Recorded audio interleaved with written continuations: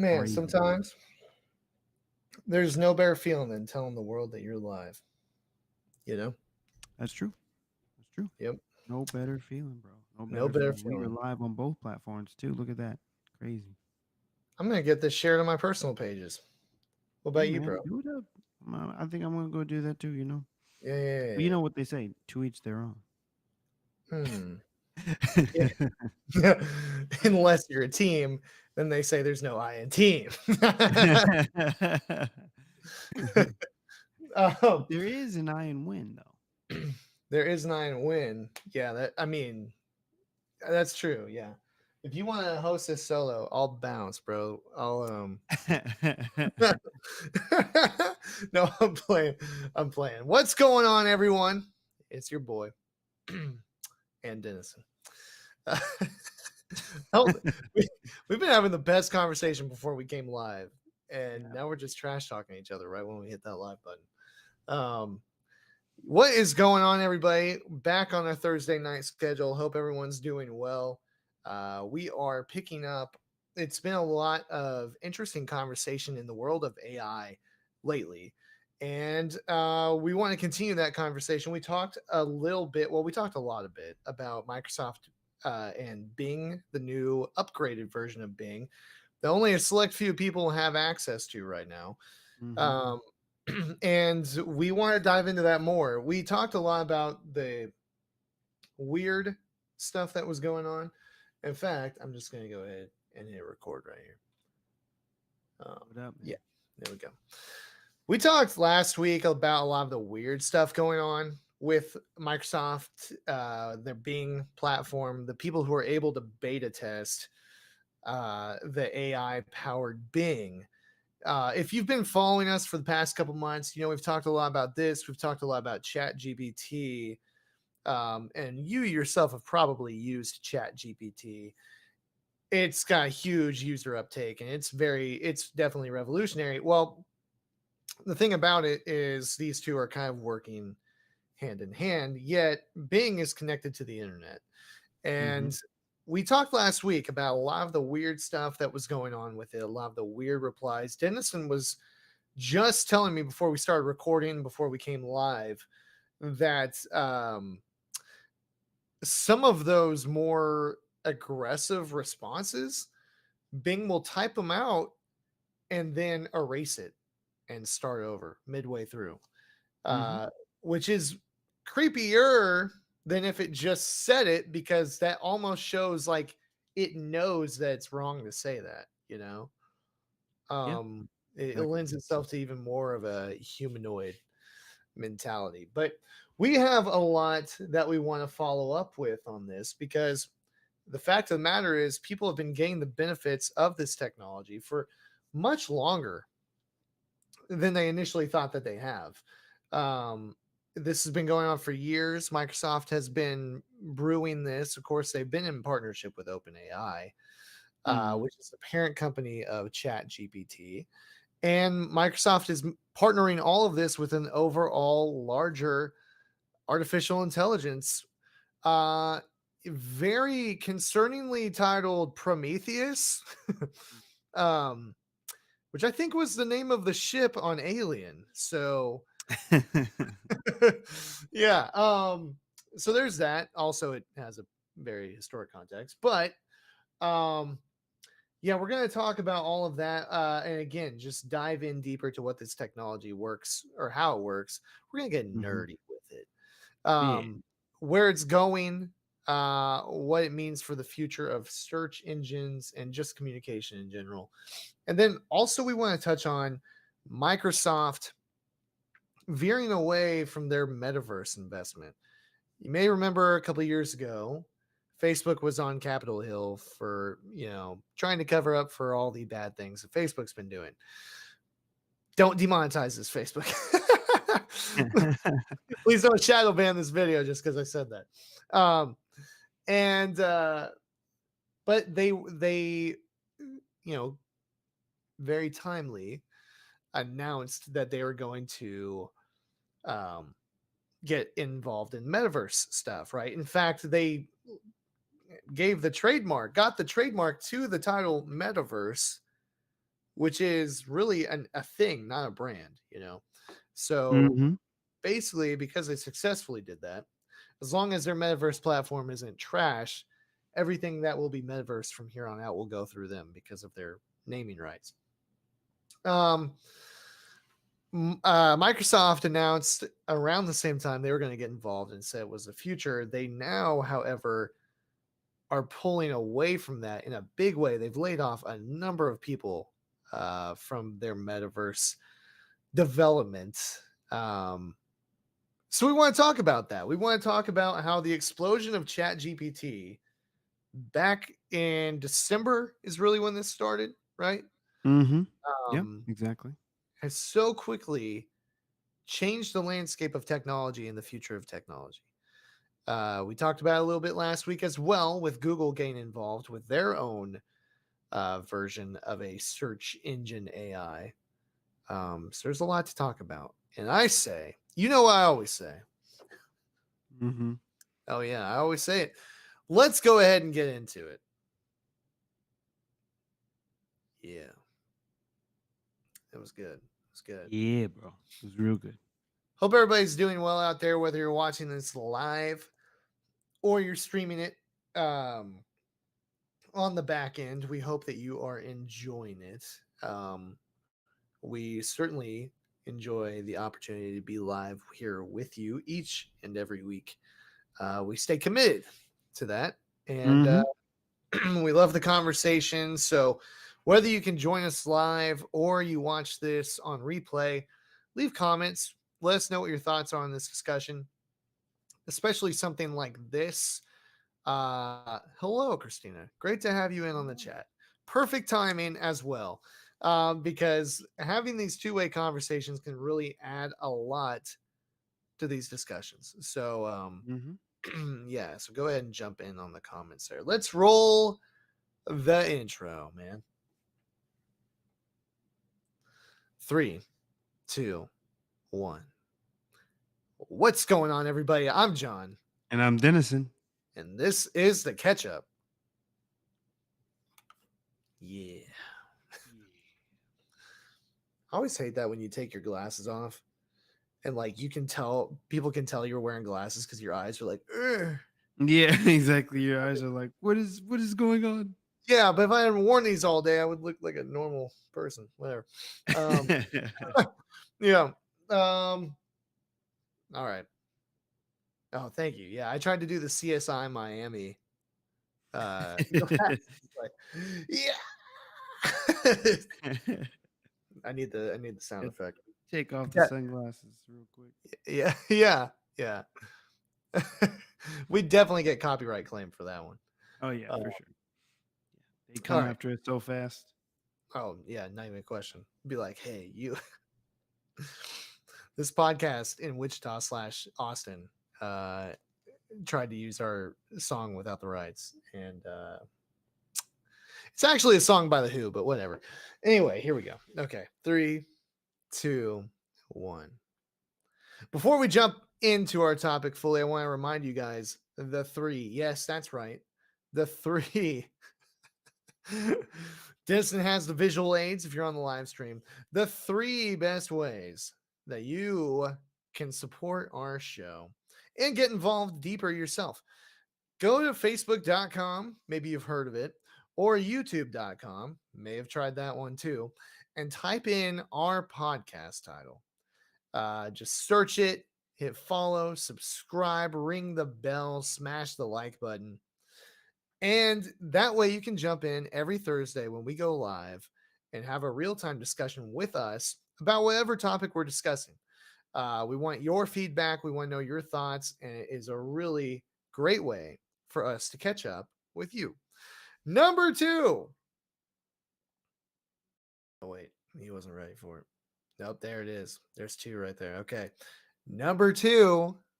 The number two best way to support our show is to leave a rating and review. Let us know what you think of the episode. Let us topic or the show as a whole. Wherever you're listening, wherever you're watching, there's some way to leave a rating, some way to leave a review, even if it's just a like button on YouTube, or if it's 5 stars on Apple Podcasts. Wherever you are, let us know. That helps us know how we're doing. It helps us continue to grow. And number three, the third best way is if you want to support us monetarily, and thank you, Dennison, for being Vanna White in this situation. Um, if you want to support us monetarily, go to our shop. It is linked wherever you're listening and wherever you're watching. You can buy beanies, hats, cool ketchup podcast merch. There's shirts, long sleeves because it's still chilly out there. It says 22 on my PC right now. I'm not about it. Um, Mhm. so Although there, it's like in the 70s here, but you know. uh, yeah, that's great. That's so cool. You know what? By the time that it turns around to summer, I think I'll be the one that's like, yeah, Nah, 85, probably. baby, let's go. Probably. Yeah, yeah.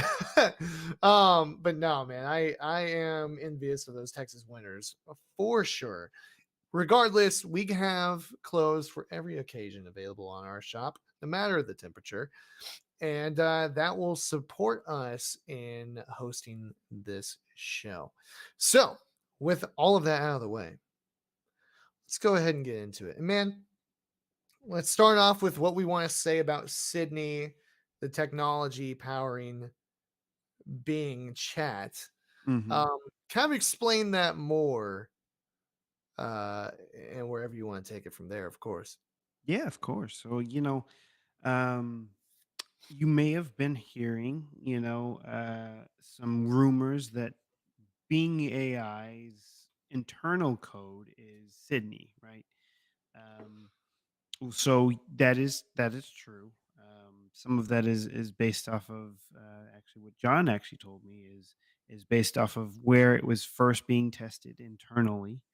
Um, Sydney, Australia. But to be more specific, Sydney is more of a true iteration that Microsoft has been working on since like 2017 of chat bots and chats within web searches, right? Because I think that's one of the biggest things that makes this new Being AI so big, right?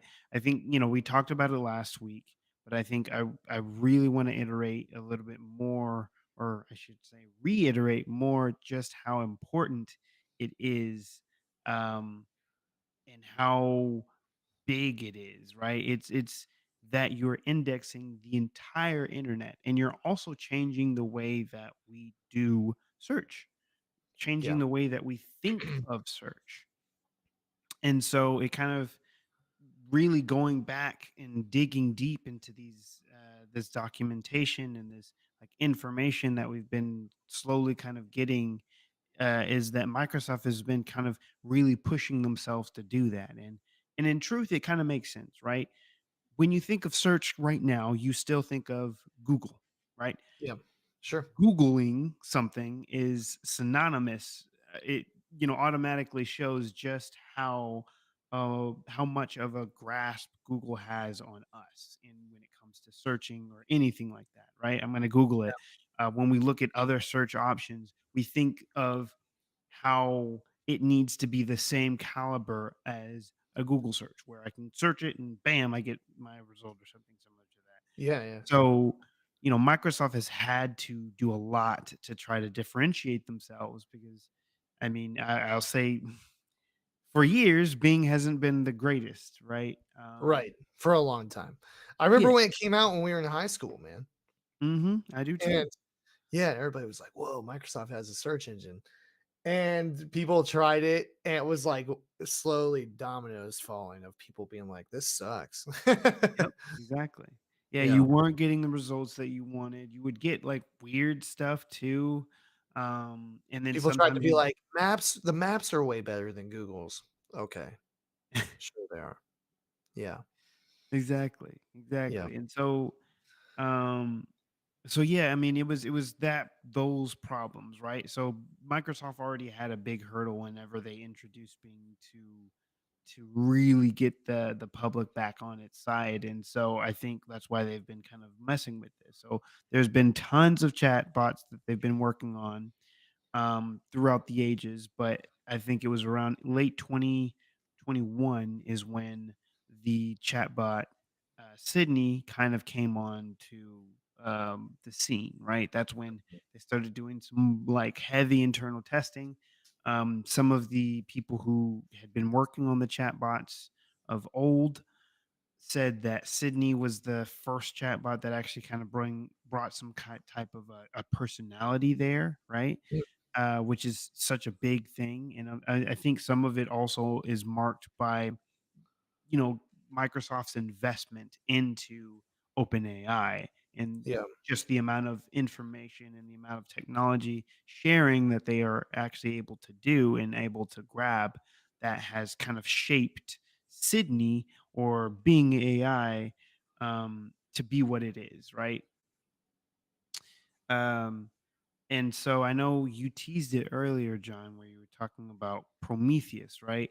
So, from the articles that I've read, Prometheus is essentially the full package, right? It's everything that we have. So it's this new being that Microsoft has been trying to work towards and create, which is, combining their Bing search with essentially Sydney, right? This iterative um, AI model that they've been working on, chat AI model, uh, combining, putting that all together and creating this essentially Prometheus, which is the new platform and their internal name of the new platform and how it all works and how it talks to each other and stuff like that. yeah. So it's really interesting to see. And it's really nice in some ways. Well, I'll say it's nice and kind of also kind of weird, especially because of the issues that we've been having, right? That a Mm. lot of some of the testers Which we who talked a lot about last week, just exactly. yeah, a lot of which not to cut you off, No, but I no worries. wanted to ask, why is it so important for these AI to have human feel when you converse with it in that way? Because, to me, when I converse with ChatGPT, Hmm. it feels human because of the way that's worded. It feels knowledgeable, basically a subject matter expert on whatever you're talking to it about. Mm, It doesn't feel like it has a personality, and I think that's yeah, it's just very matter of fact, right? yeah. And I think that's what you're getting at with the Bing uh, chatbot. Why is that something that people are seeking? Because to me, that seems to also be the thing that is freaking people out. you know?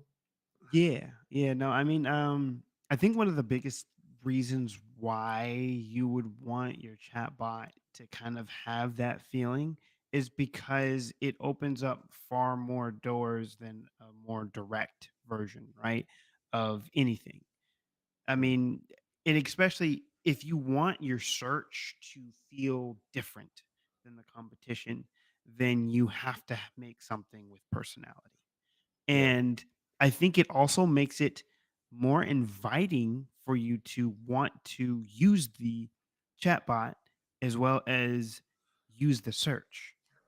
Because if it So has a very inviting, welcoming personality, not what I always say some of the reviews are getting right, or right. experiencing. But if it has that, it makes you feel comfortable, right? It's like talking to a really smart person, right? When you're talking to a really smart person, but they're also very charismatic and very nice. You just want to ask them more questions and you would just want to use them or not use them. That sounds weird. But you want to talk to them more, right? You want to Yeah, keep conversations up because it feels good. And I think that's what they're trying to go for. yeah. Well, to me, that would mean that they're at a deficit then, right? Because of these interactions that we've seen so far, the personality's been very combative, you know? Mhm. Um, yeah, that's interesting. Well, I didn't mean to cut you off, so go ahead. No, no, no worries. No, I think, but it's a good question to ask because honestly, it's the changing of the mindset where we are used to see. what you asked about the whole, like, why can't it just be very matter of fact and just, this is all you need, blah blah, blah, very very business, right? Business esque. That still comes from the mindset of Google search, right? I don't need Sure. Google search to have a personality because that sounds weird. All right, because that'd be weird. Like, I just want my facts, right? Yeah, right. And Exactly. I think that is what Microsoft is trying to change. Okay. That is the whole point of, in some ways, because sure, ChatGPT isn't technically have a personality, but in some interactions it does. I would Mhm. say if you make a conversation actually with ChatGPT, instead of just asking it a question, but actually using it as like a true chatbot, right? Something that you are truly just talking to, it actually does kind of have like a personality. Now, it's not a very strong personality. I think Sure. what some of these reviewers are seeing with being AI, but it is a personality in some sort, right? Yeah. Sure. So, yeah. That makes sense. So I want to talk more about the Prometheus thing real quick. Mhm. Um, Prometheus from Greek mythology was both a trickster and a hero. Um, but his role was an advocate for the people of Athens, right? Mhm. Um, but also it's a person who's part human and part god. He was a demigod and Mhm. stole fire from Mount Olympus. All right. So yeah, a little trickster, little game player. Interesting, just an interesting choice. And of course it has a strong name connotation, and Prometheus is a titan and this and that. Mhm. I just find it interesting because to me, there are just as many people that are excited about this technology, like you and me, Mhm. um, the capabilities of this conversational AI, as there are people who are concerned about it. And I think giving it a name like that, doesn't really smooth that over.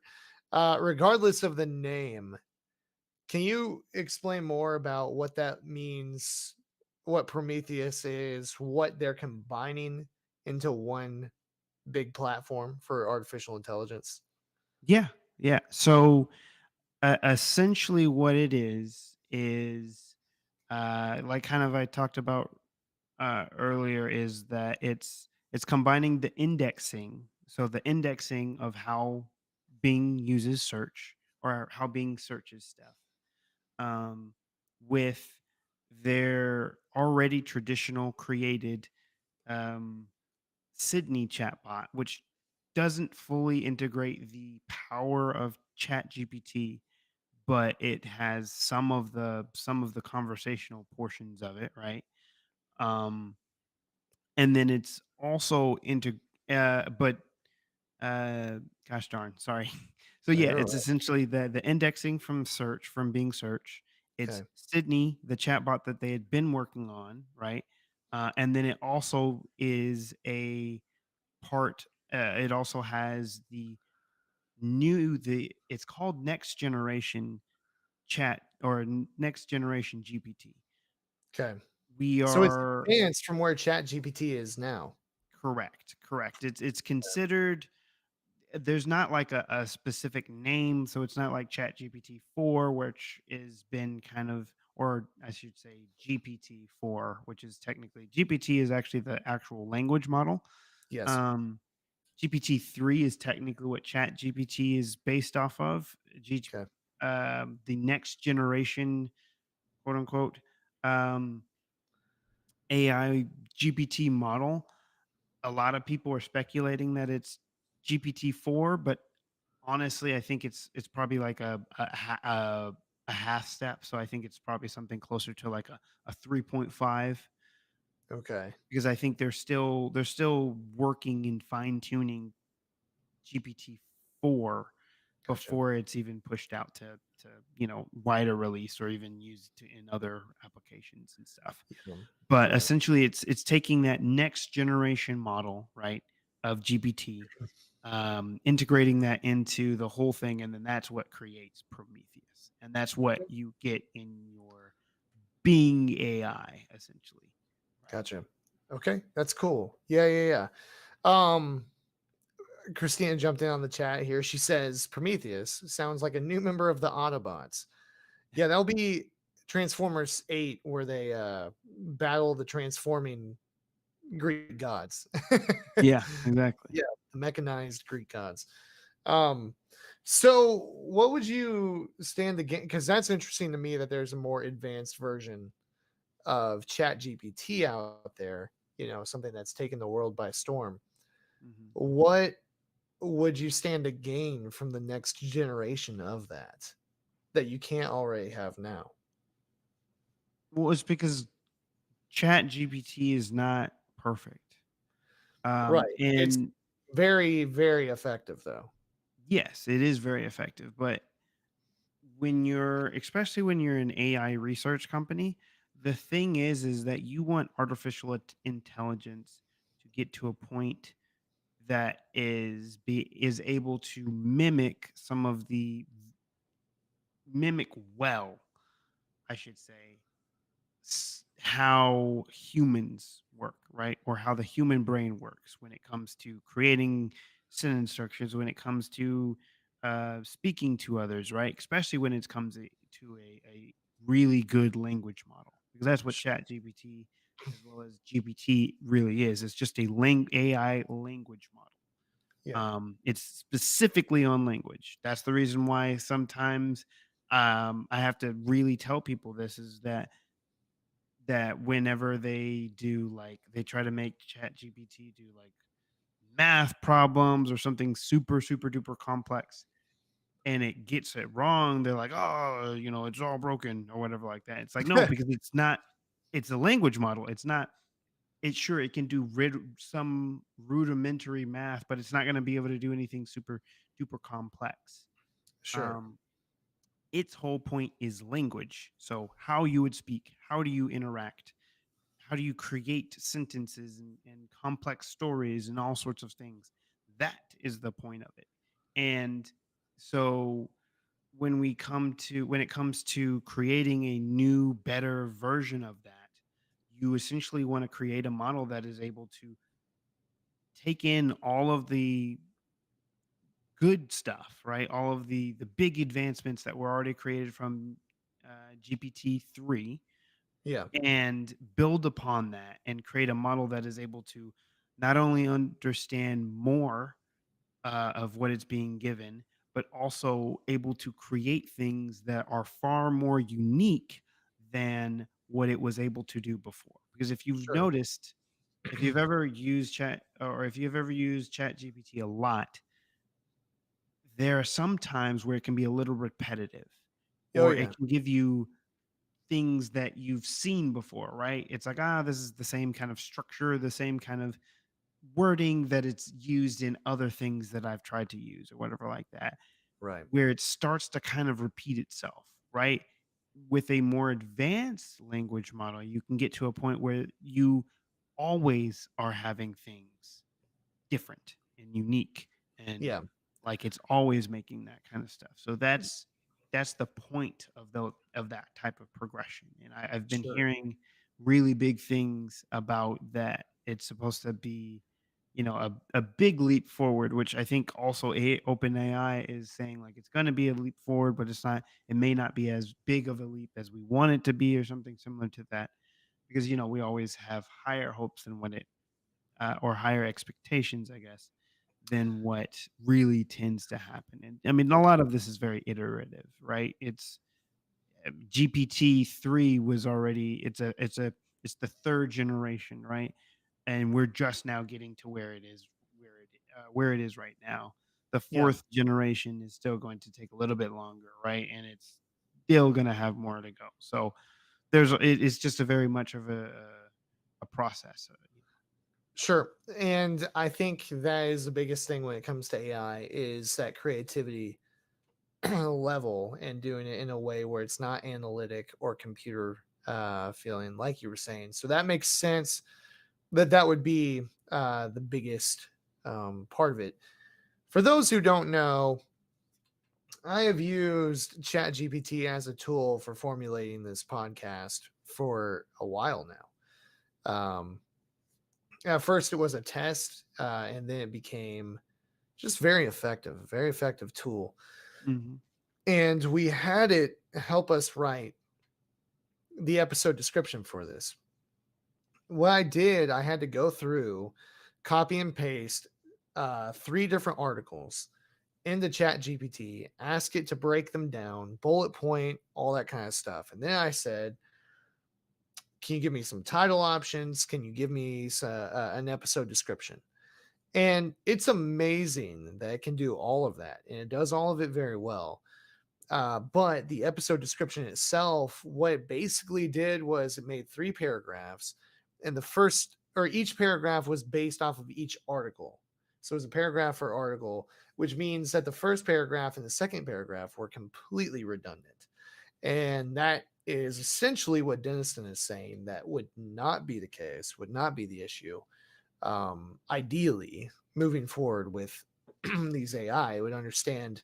Well, I've already said that, so let me pick out some other pieces of this to, pull out of this for their discussion points and all that kind of stuff.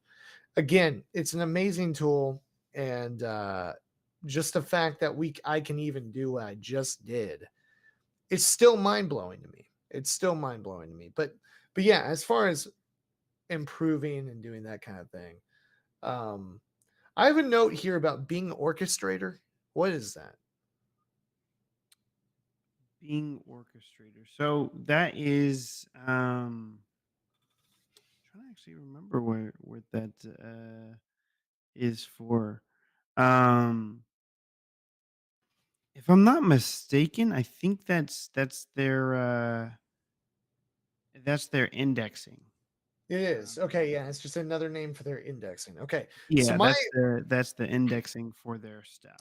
my other thought, and this is simply the marketing brain in me, would it have, because a lot of people don't understand that GPT is an actual technical term. It's not just a name that they gave to this product. Yeah.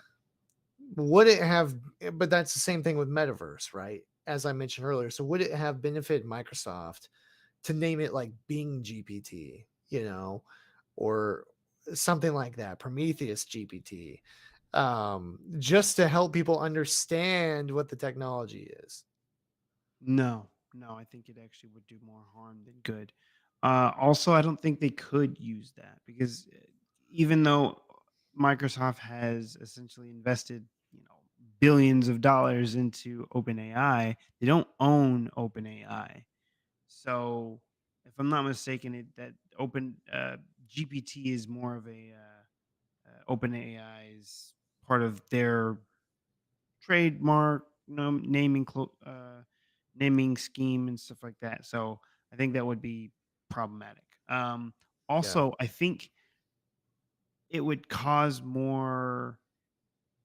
I think it would cause more confusion for people, right? You want, and that's not what you want, especially when it comes to a new product launch that you have here. Yeah, sure. You want it to be clear that there's something completely different. I get that. Correct. Um, I just think sometimes for the average person, technology moves so quickly, it's kind of hard to keep up with. But obviously, if you're in the know, then you're in the know.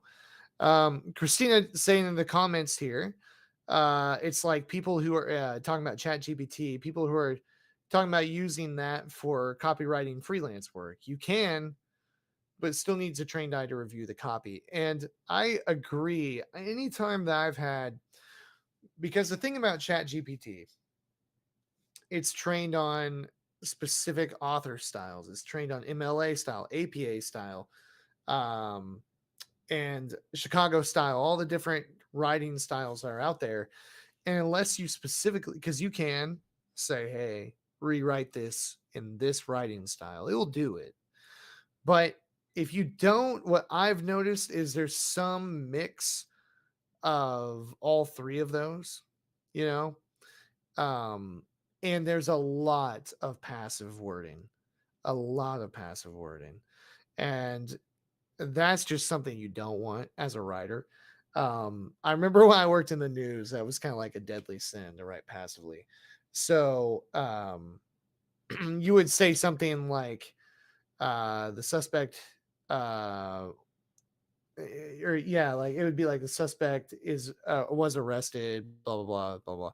Whereas passively would be like the arrest was made at, like something to that effect. It's probably not the best example, but um my Sounding more point. robotic, right?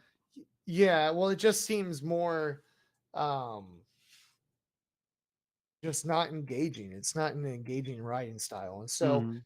um yeah, I mean, as good as ChatGPT is, it does have some flaws when it comes to that. And so, oh, here's a good example. So active voice would be she is writing this essay. Passive voice would be the essay is written by her, you Mhm. know. So you feel more of a part of that action when it's said in that way. And that is, as a writer, something I've noticed when playing around with ChatGPT. Um, so yeah, before I jump into the metaverse side of this, did you have anything else you wanted to touch on? I think one of the other things that I just wanted to briefly touch on was really just I guess it's the disclaimer. I think I talked about this last week, and I think we've kind of really talked about this at the every episode that we've really talked about both ChatGPT and being AI is that it's very much a very early product, right? Yeah, Both of these, right? Both ChatGPT and being AI are very early, right? So it only is going to get better. But I think I just have to say that because I feel like a lot of people miss the point. They use these services, they use these chat bots, and they believe that it should be already polished.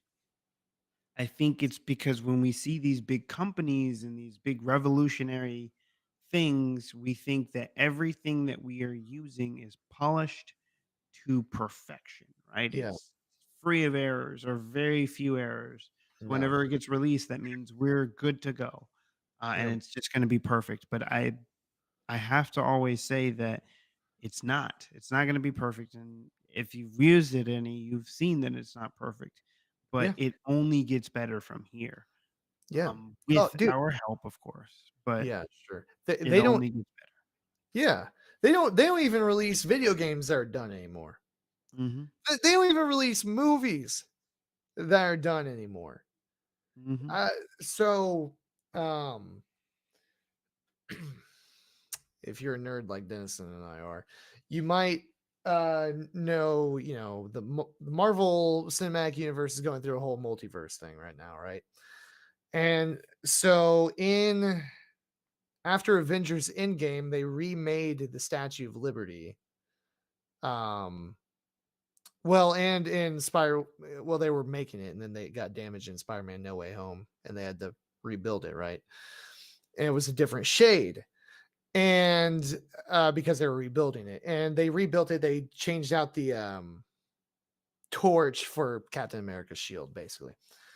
So in Miss Marvel, the Disney Plus series, which took place after all of this, the Statue of Liberty was the incorrect shade. It was the old shade.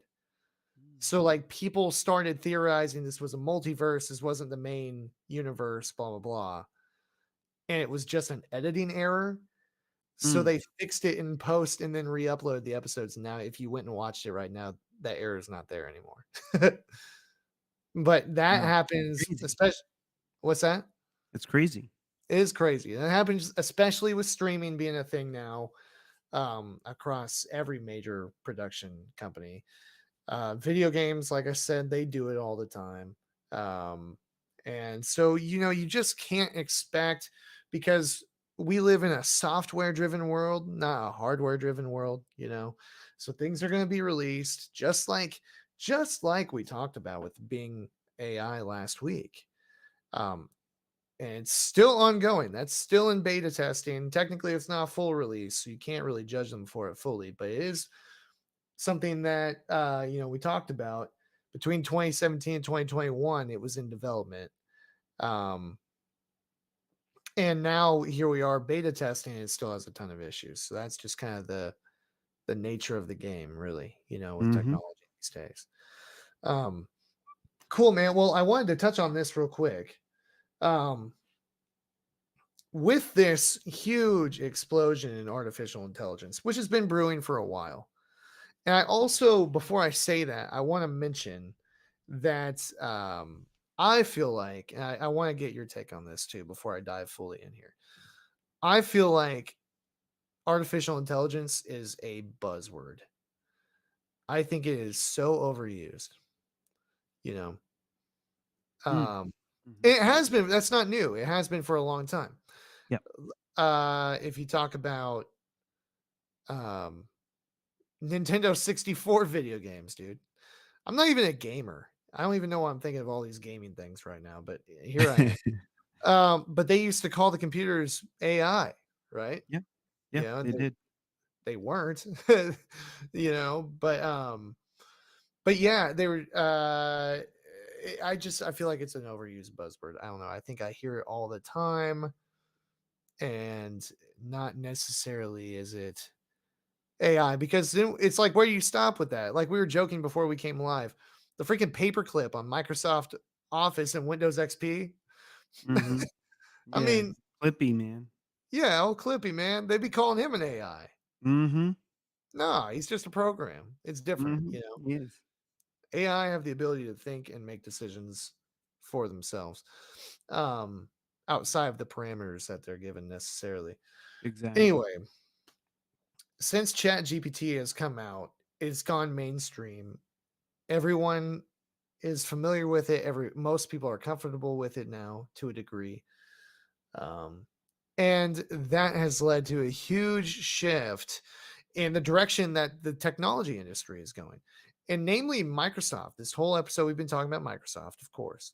Mhm. But Microsoft initially said that they wanted to get involved in the metaverse when Facebook, aka Meta, a smart name change, because the metaverse is a thing. It's not a brand. It's not Facebook's brand. They just jumped on the name first. It's Mhm. kind of like how people call tissues Kleenexes, right? Yep. Um, it's kind of like that. And so anyway, around that time that they announced that, Microsoft also said, we the metaverse is the future. We're gonna get super involved with it. Well, since then, and again, that was just 2 years ago. But they've laid off a number of teams working on a number of metaverse projects. And they're all for the sake of focusing on AI Mhm. and dumping the metaverse. That is so interesting to me because this was a dramatic shift in just over 2, 3 months. What how do you feel about that? Because to me, I wonder if other companies will do the same. I know Google, we talked about this, is rushing to get an artificial intelligence out for its search properties. Mhm. Um, how do you feel about Microsoft dropping the metaverse? Because to me, I think it's a smart business decision because of where we're at right now. You think metaverse, you think fun, you think gaming, blah, blah, blah. You think that. Thing about these conversational AIs, you can have fun with them too, but you can also be super productive with them. You know, they're Yeah. applicable for You're work right. and You're right. Um, so I mean, I'm in the same boat. I think that it is a smart business decision, a very smart business decision, especially because the metaverse hasn't caught on the same way that ChatGPT has, right? is it Or because it looks even like 2005 RuneScape? I mean, I think some of it is, and I think Yeah, it's also an accessibility thing, right? yeah. ChatGPT, as well as any of these AI chatbots, are far more accessible than the metaverse. The metaverse is a very cool idea, and I think it's something that will eventually get there too. we'll probably eventually get into a point to where it becomes really, really powerful and really big, and everyone's jumping into it. But I think right now it's just too early, Yeah. because I mean, not everyone's going to go out and buy a $400 um, Oculus. And, yeah, exactly. Actually, it's called the Meta Quest 2 now, right? right. But not everybody's gonna go out and buy one of those. Like, that's expensive. That's very Yeah. expensive, especially when we're coming into a recession. Um, Spending that kind of money on something that is truly a one trick pony, right? Yeah. Um, no matter how well it's used and how innovative it is, it's just not super accessible where you can go on to OpenAI's website and you can try Chat GPT and it's free, right? Yeah. As well as Google search and Bing AI's thing that eventually, whenever they release that, that's going to be free to people. You can get a lot more users there than you Absolutely. can with something else. And Yeah. so it doesn't make any sense for you to invest a huge amount of money into something that is going to have such a slow uptick in users. Where I think we talked about this for the our first time that we were really talking about Chat GPT and showing how much of a game changer it was when we were talking about the statistics, right? Where I think um, there's a big number that's thrown out in tech, and I think I actually misspoke when I said it, but I thought I said it was the first to a million, but no, no. When it comes to tech, though, the biggest thing is it's the first to 100 million to use a certain application when it shows that it's a big shifter, right? Wow. I think I quoted and I said that TikTok was like 9 months to get to 100 million users, which is Yeah. insane. It It's is. insane to get to 100 million users Yeah. in 9 months. But ChatGPT knocked it out of the park by getting to 100 million users in 2 months. Yeah. It's just crazy. So it makes so much sense for Microsoft to hard pivot, Yeah. um, Yeah. But into AI products. what is the return on investment? That's the thing. Because where you said a couple weeks ago, what how would I feel if they start putting ads in Chat GPT, right? Mhm. Um, is that where the return on investment comes from? Is by adding it to these search engines, you use their search engines more, and that's more ad revenue for them?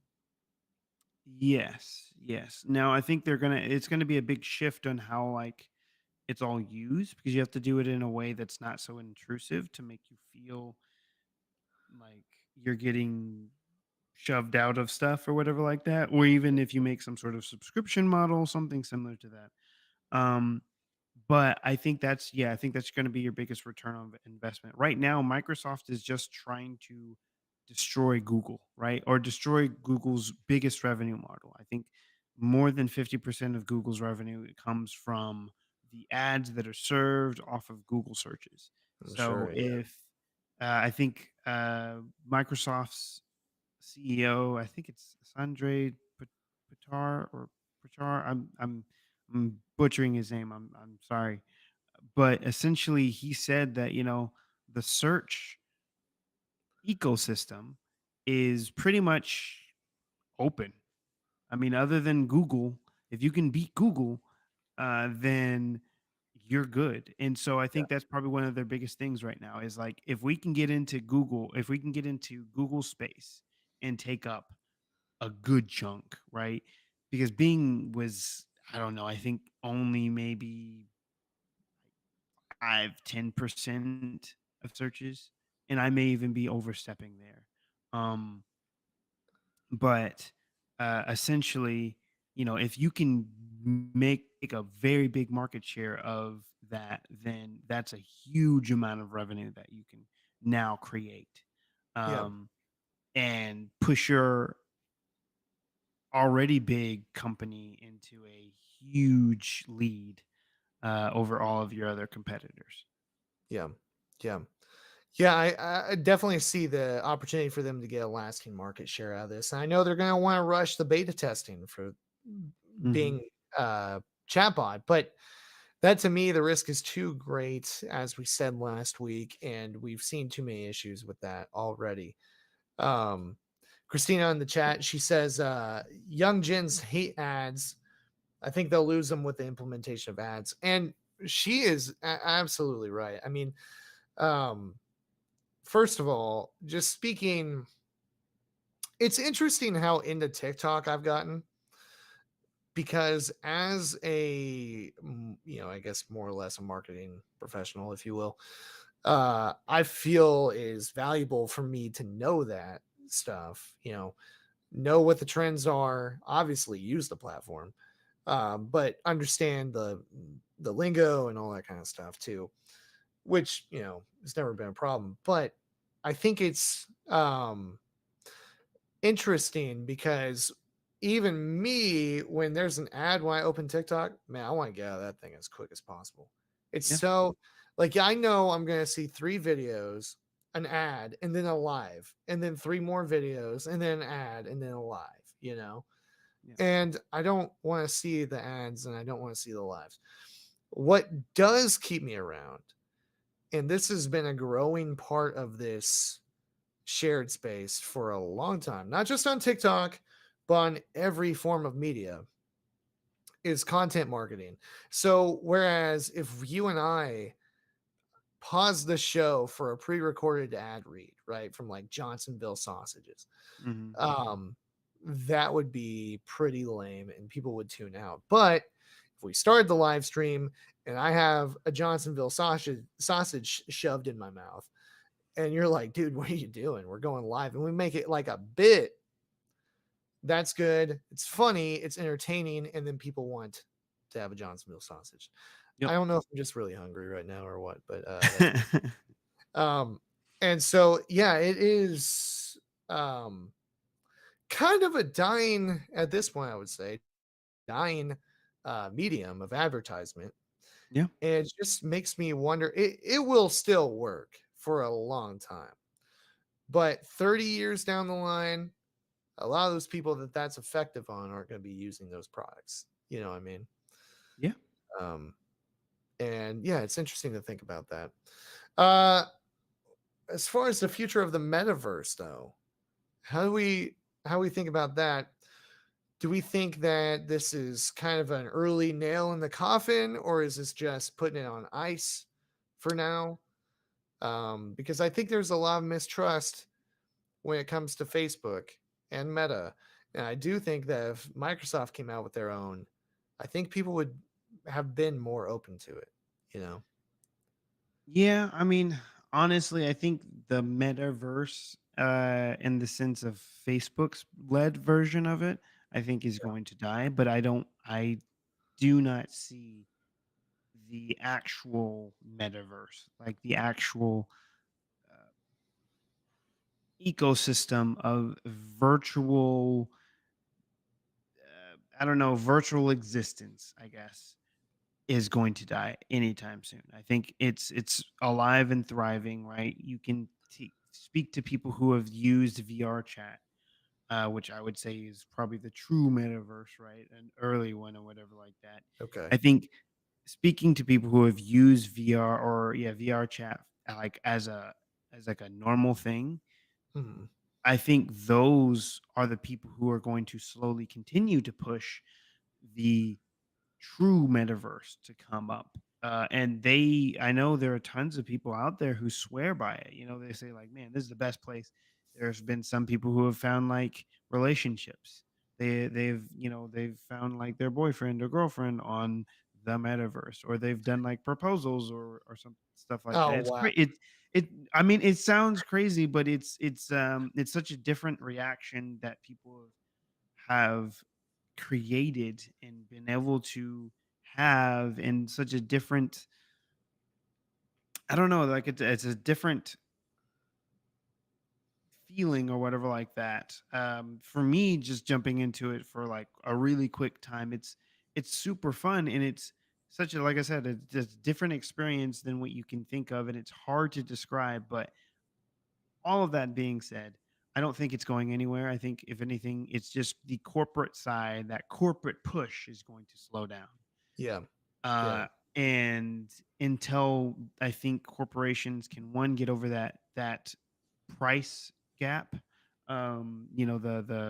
the price to entry gap, if they can get over that, as well as the true like figuring out where a true return of investment is going to be. Because I think Sure. a lot of companies struggle with that because sure you can have people use your platform and you could maybe eventually create something that's on there and then you could maybe have it to where it's a part of a licensing structure where people purchase a virtual subscription for whatever. Yeah. But I think I think that it's gonna take a little bit for them to get to that point. Yeah. I feel that. I think that one of the things that I would say, probably for a hot take, to be honest, is that there are too many things in front of the metaverse that interest the general public before that. I Mhm, do.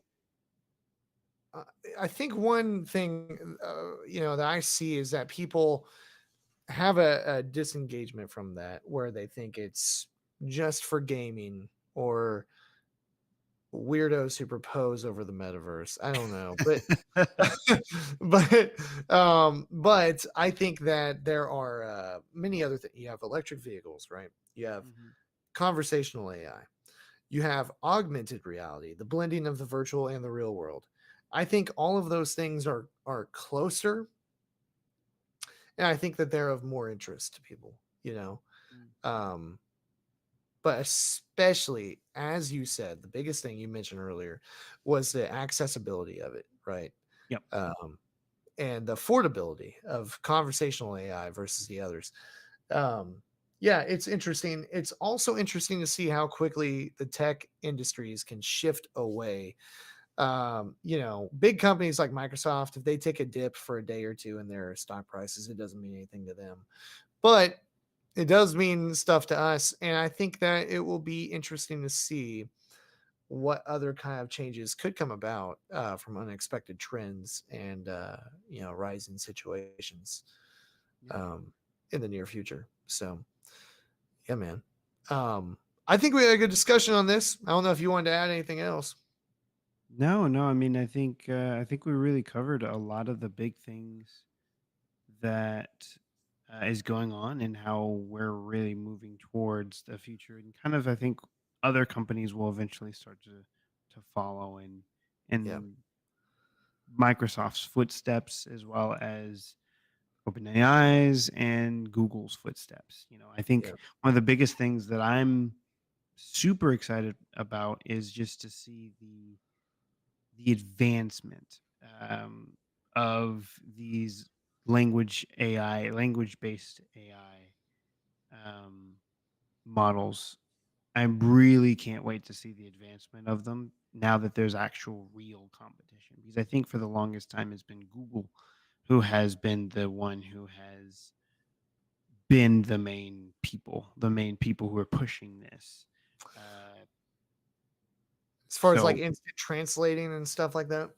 No, no, even just regular AI interaction, similar to kind of what we're already seeing with chat, chat GPT and stuff like that. Because Google Assistant, right, has come a long way from where it first started, and it's in my opinion, I find one of the best voice assistants out there, really and Oh yeah. truly. I Um, had Google Assistant book me a Valentine's dinner reservation 5 years ago. 5 years ago. And what's weird is that service has come and gone, but Mhm, it depends on the restaurant. That restaurant, it won't do it anymore because I get curious because I remember I did that and I was like, whoa, that's crazy. It just sends you an email to tell you, like, yeah, or it'll tell you they weren't available at this time, but they were at this time. So we scheduled it for then. But they've had that for 5 or 6 years, and all you have to do mhm. is search the restaurant. If you see make a reservation, that Google Assistant will dive in, and call the restaurant for you, which is just crazy. It's Yeah, so I wild. know. It's insane. It's insane, and it just goes to show just like how much progress like Google has made, and that's the reason why I say that they've been really killing it kind of in that sphere. And so it's really cool to see another company finally like pushing them. Yeah. Yeah, definitely. Yeah, competition breeds success.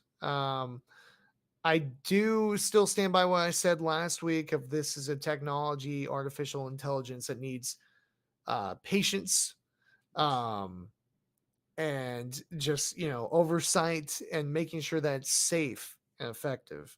Yes, Um, yes. Uh, Conversational AI is not going to institute the uprising of the robots, but you still want it to be safe. Christina says, imagine being the host or hostess getting the call from Google. They're just like, I was thinking about that too, because I don't know what it sounds like. Does it pick up and it's like, hello, I am calling for John Smith. We would like a reservation at 6:30. Or is it like, hi there, I wanted to check it, just like me, like, does it sound like, I don't know. I really was wondering that. I th- Uh, yeah, I do wonder that. I think because Google showed that, did a full showcase of that. I think it was maybe it was probably less than 5 years ago. Then it was probably close to like 3 to 4 years ago, when they actually did like a quick showcase of it. And maybe it was five. I can't remember anymore. But where it sounded like a normal person actually like talking to you, oh which wow. was really cool. Yeah. Now I think it's changed because I think people got freaked out about that, and they're like, I don't want to be talking to a freaking AI or whatever like that. This thing and stuff. I don't want to be talking to it, and I don't know that it's not that. So I think it now kind of has to introduce itself as like, hi, I'm blah blah blah from Google making a reservation for blah blah blah. Because it would freak people out or whatever. That's just what I'm saying is how fickle people are with this technology, man. I mean, we Yeah. want this, but also if it's too real, then we're freaked out by it, and I actually remember watching that video. I do because I think we talked about this in one of our early Mm, episodes. we did. Um, We did. yeah, but I do remember that video, and it was very real. It's funny to me that it just we want our cake and eat it too. And I think it's Yep. finding that fine balance that are going to appeal to the public. And I think that's why Chat GPT works, is because it is just not human enough that it doesn't freak people out. Yeah. Uh, No, I think you're right. It doesn't fall into that uncanny valley kind of deal, yeah. that a lot of things that we have kind of tend to do. Um, but the other thing I wanted to say too is I hope, going off of your patience thing, is that I hope that the negative press that it's getting doesn't make Microsoft want to pull it, Mhm. because like they did. I always go back to it. It always makes me laugh. Years ago, when they put out a chatbot similar to this, on Twitter, um, and it was essentially a chatbot, an AI chatbot that they posted on Twitter, and it was trained. It was supposed to be something that was self-learning. They had some really good code in there, so they were going stuff. People could talk to it and stuff. And then within a few hours, right? It's something that you put on the internet, and um, people aren't nice. And Yeah. since, like I said, it would be trained on people, instead of it being trained on its own data set, and then it's just kind of doesn't try to grab more stuff. Um, it ended up doing kind of more um, colorful rhetoric on Twitter, That's one way to and put it. saying some not great things, stuff that most people would get banned on Twitter for to say. And so Microsoft had to pull it. Mm, And then they tried it again, and then it also failed. I went through the same thing again. So, and that just kind of killed that project Right. off of Definitely. that. So I really hope that it doesn't get to that point for Microsoft. Sure. Sure. Yeah. Well, as do I. They'll have to be careful with this when they release it to the world because it did admit that it already has connection to Twitter, all the social media platforms. Mhm. Uh, yeah, so that'll be interesting to see. Yeah. I think Also we had searching older conversation or its own conversations too, which is also another thing that it did admit that it can do, which is really interesting. what the current Bing one. Mhm. It can have its own conversation. Or it can search its own like past conversations that it's had with other people, Oh, and okay. that's what some reviewers are finding that it's actually gosh darn, it's adding some older conversations to their conversations when it comes to, like, how it can be a kind of aggressive or something similar to that, where it's like, Oh, "You so told me these things," but it's actually using chats from all of the other interactions that it's had and then putting oh, it all out on that. so it's like, well, like 2 weeks ago, you told me this, blah blah blah, that kind of thing. Yeah, Wow. exactly, even though it wasn't even you 2 weeks ago, it was, Oh, it was Job, somebody or it was else. it was, like, Bob down the street Well, who that's like a Mhm. server communication issue. I feel like that's like Yeah. So it's yeah, yeah, it's pulling from, like, old chats and all sorts of other stuff, so it's kind of it's doing a lot of stuff. yeah. That's interesting, huh? Well, yeah, perfect example as to why we need to be the tortoise more than the hare when it comes to this race. Mhm. I think that was a really good discussion, Yeah. and I'm glad that we had it. Thank you guys for jumping on the live stream with us and jumping in the comments. We really appreciate it. And we go live over here every Thursday night. So make sure that you are ready for the conversation. And remember to leave a rating and review wherever you're listening or watching. If you want to support us monetarily, head over to our shop is linked down below. And you can find a whole bunch of merch and apparel, all clean, all in one spot. So, um, yeah, I think we had a good one. Thank you guys so much for listening. Thank you for watching, and we'll catch up with you next week.